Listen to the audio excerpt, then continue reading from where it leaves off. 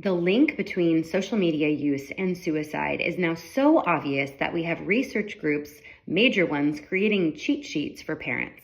Here is a new 2-page summary by Children and Screens. I'm going to share what parents need to know, but if your kids are spending a lot of time on screens or are on social media, please remember that it's not too late to take a step back, to scale back their use or cut it out entirely. Because the fact is, and there's research to back it, that high daily use of media is linked to self-harm and suicide in young people. And by high daily use, they mean 2 hours or more per day, which is way less than the 7 hours or more per day teenagers are spending online. 1 in 5 teens think about suicide, and 1 in 10 teens attempt suicide. Suicidal ideation and attempts is associated with kids who are being cyberbullied or are cyberbullying others. And teens who attempt are often watching or viewing some type of suicidal content online. Feeds like those on TikTok are known to push suicide content to teens. Here are a few other risk factors you can watch for in your child, all associated with self-harm and suicide.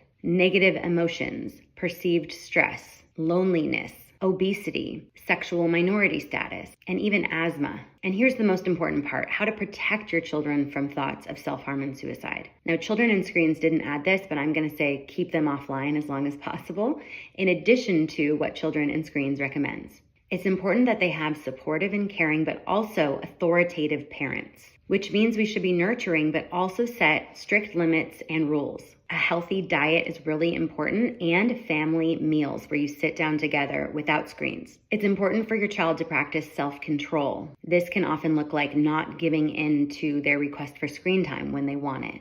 And it was also mentioned that it's important for your kids to have a connection with an adult at their school, someone that they trust. I literally named my whole podcast Scrolling to Death because of this link, and the research is clear. If we are letting our kids scroll all day, they're going down a dark road. We have to make safe decisions for our children, and that means delaying screen time, delaying smartphones and social media, onboarding it safely and carefully with strict time limits, all the while having open and honest conversations with our kids.